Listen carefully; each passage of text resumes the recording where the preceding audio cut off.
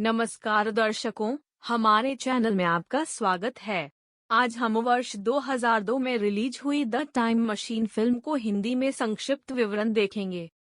चलिए शुरू करते हैं। 1899 में डॉक्टर एलेक्जेंडर हार्टडेगन न्यूयॉर्क शहर में कोलंबिया विश्वविद्यालय में निर्देश देने वाले एक निर्माता हैं। अपने साथ ही डेविड फिल्बी की तरह बिल्कुल नहीं, सिकंदर व्यापार के क्षेत्र में काम करने की तुलना में शुद्ध परीक्षा करना पसंद करेगा।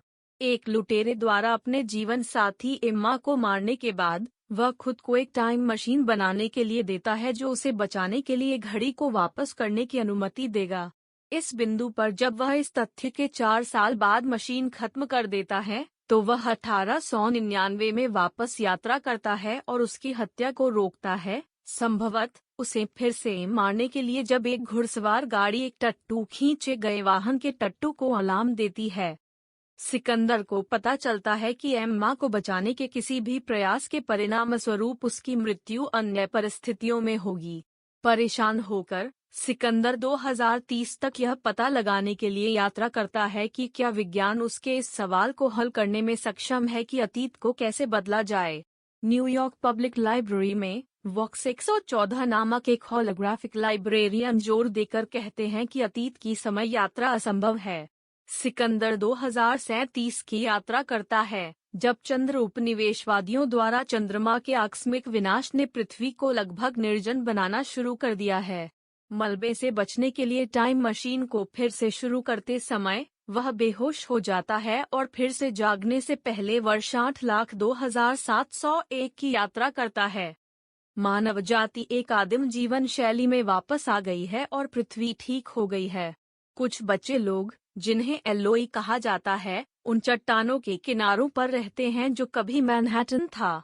अलेक्जेंडर को वापस स्वास्थ्य के लिए एक आकर्षक काले बालों वाली युवती, मारा नाम की, कुछ एलोई में से एक, जो अंग्रेजी बोलती है, द्वारा पोषित किया जाता है। वह टूटे हुए चांद को देखता है और सुझाव देता है कि शायद उसकी शिक्षाओं ने इस भविष्य का नेतृत्व किया। एक रात अलेक्जेंडर और मारा के छोटे भाई कालेन एक भयावह दांतेदार चेहरे और उनके नाम से पुकारने वाले प्राणी का सपना देखते हैं। सिकंदर मारा को सपने की सूचना देता है और वह उसे बताती है कि उन सभी का वह सपना है और उसने देखा कि उसकी घड़ी गायब है।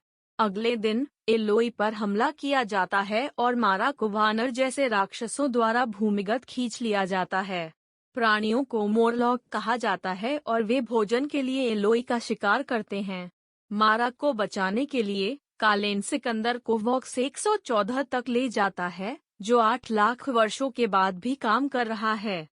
वॉक्स से सीखने के बाद कि मोरलॉक्स को कैसे खोजा जाए, सिकंदर एक उद्घाटन के माध्यम से अपनी भूमिगत खोह में प्रवेश करता है जो उसके दुस्वप्न में चेहरे जैसा दिखता है।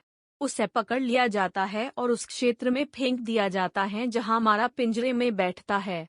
अलेक्जेंडर एक बुद्धिमान हिमनड मोरलॉक से मिलता है, जो बताता है कि मोरलॉक उन मनुष्यों के विकासवादी वंशज हैं जो चंद्रमा के टूटने के बाद भूमिगत हो गए थे, जबकि एलोई उन लोगों से विकसित हुए हैं जो सतह पर बने रहे। हिमनड मोरलॉक टेलीपैथ की एक जाति है जो अन्य मोरलॉक पर शासन करते हैं।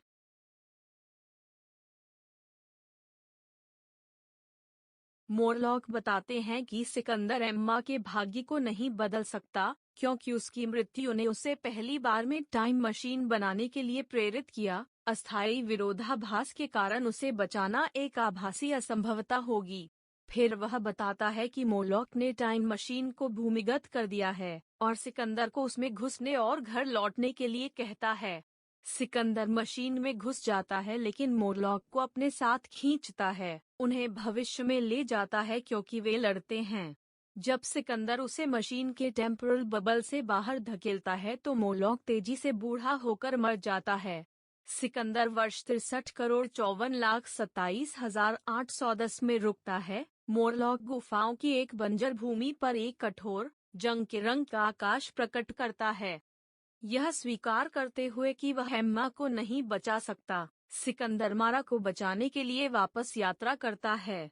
उसे मुक्त करने के बाद वह टाइम मशीन शुरू करता है और उसके गियर्स को जाम कर देता है। जिससे समय में एक हिंसक विकृति पैदा होती है। मोरलॉक द्वारा पीछा किए जाने पर सिकंदर और मारा सतह पर भाग जाते हैं क्योंकि समय विकृति का विस्फोट होता है। मोरलॉक को मार डाला जाता है और टाइम मशीन के साथ उनकी गुफाओं को नष्ट कर दिया जाता है। सिकंदर मारा और एलोई के साथ एक नया जीवन शुरू करता है।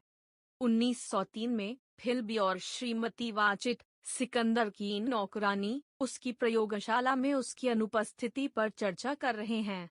फिल्बी श्रीमती वाचिट को बताता है कि वह खुश है कि सिकंदर एक ऐसी जगह गया है जहां उसे शांति मिल सकती है। फिर उसे बताता है कि वह उसे एक हाउसकीपर के रूप में किराए पर लेना चाहता है, जिसे वह सिकंदर के वापस आने तक स्वीकार करती है।